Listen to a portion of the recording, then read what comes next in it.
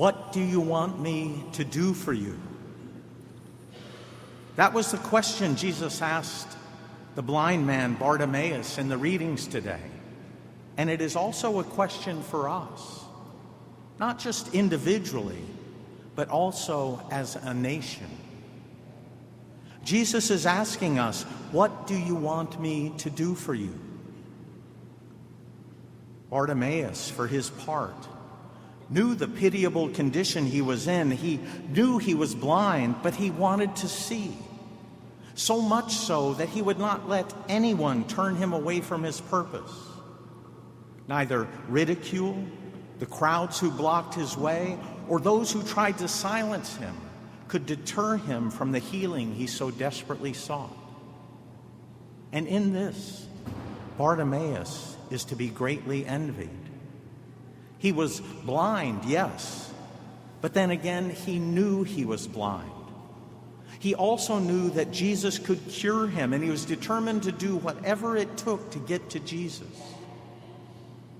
Would that we as a nation were determined to do the same. Would that the whole people of God were united with such determination. But far too many do not realize they are blind, do not realize their true condition. They think they see all too clearly. But instead of calling out to God to save us, they call out, Democrats, save us. Republicans, save us.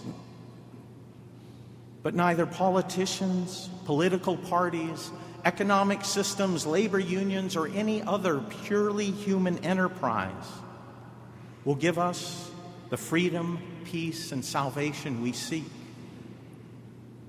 In fact, if we imagine that anyone or anything other than our Lord, the Son of David, is worthy of our trust, is worthy of pouring out our life for, then truly we are the ones to be pitied, not Bartimaeus. For if that is the case, our blindness is profound. And what's worse, we don't know that it's only Jesus who can heal us. In stark contrast, Bartimaeus wanted to see the truth. And as truth himself stood before him, Jesus told Bartimaeus, your faith has saved you.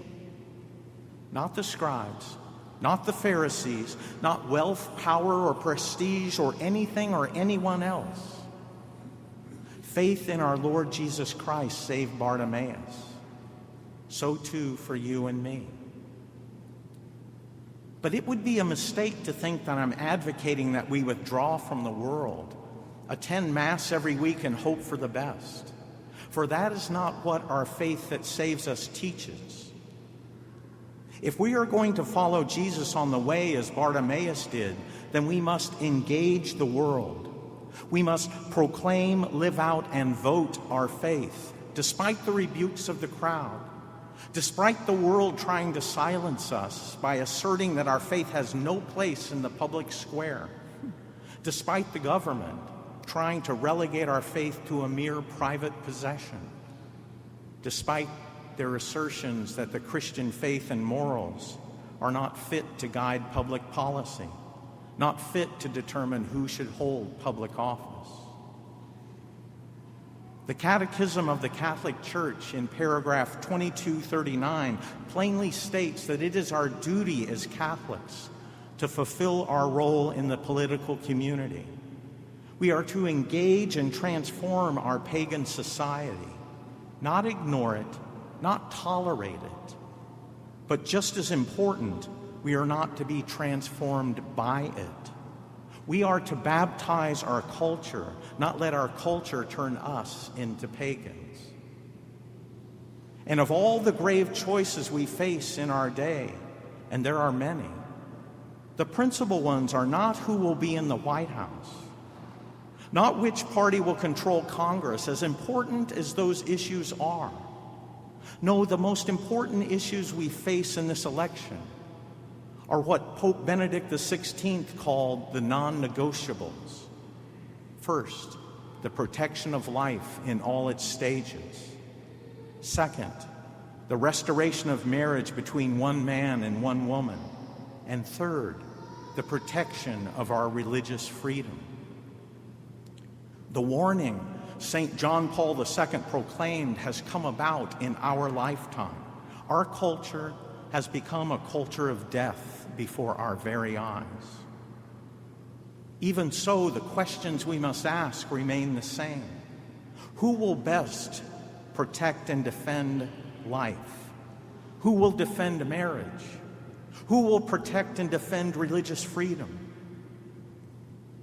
If no candidate is a clear choice in this regard, then we are in the unfortunate situation of voting for the candidate who would do the least evil with respect to these non-negotiables, that a greater evil may not result.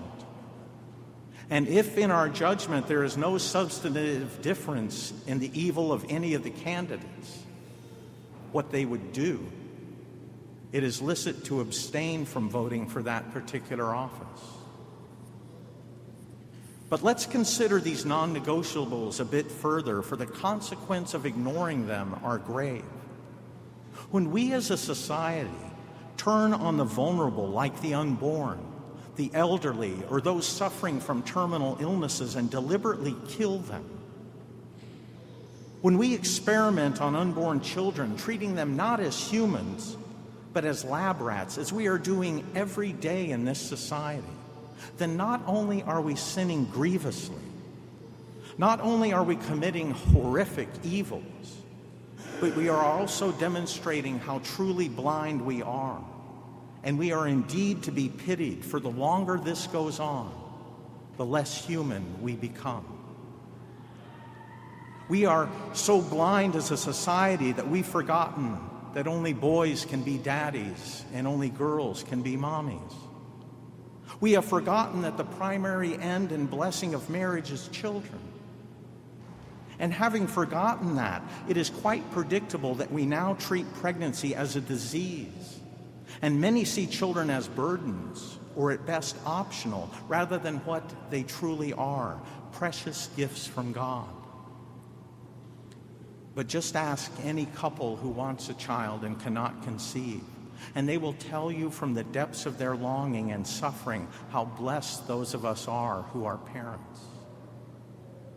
But when society tragically forgets that one of the primary ends of marriage is the bearing and raising of children, then as we have seen, perverse unions of all sorts quickly follow. And if we lose our religious freedom, we have lost everything. For it is only faith in and through Christ that anyone is saved.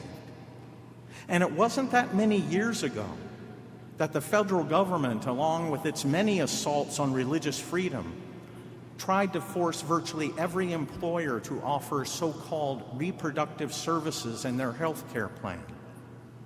Reproductive services are code words that include abortion, sterilization, in vitro fertilization, and contraception. And if you owned a business, the government tried to force you to include those services in your health care plan, despite any moral objections you may have had. And this issue has not gone away. As we sit here today, the United States Supreme Court has agreed to hear the case of an order of contemplative Anglican nuns, the Sisters of St. Mary, who the state of New York is trying to force to include abortion and other so-called reproductive services in their health care plan. Do you know what the Sisters of St. Mary do to support themselves? They raise goats. And so I ask you, do we really have religious freedom when the government is willing to go to court to compel goat-herding contemplative nuns to support abortion against their conscience and will? Do we really have religious freedom in this country if we cannot live out our faith in every aspect of our lives? Will emboldened officials like these show any restraint or respect our faith and our conscience if they're given the power to govern? They will not. Religious freedom in this country is under attack by shameless bureaucrats who are more than willing to engage in the persecution of those they don't agree with. the gutless bullying of nuns, and the abuse of power. The issues before us are grave, and the consequences of our choice will be profound. But the blind man has shown us the way to go. A blind man who recognized the truth and fought anyone and everyone who tried to keep him from it. It is our faith in Jesus Christ our Lord that will save us, just as it saved Bartimaeus. And it is our faith that must guide our choices in the upcoming election.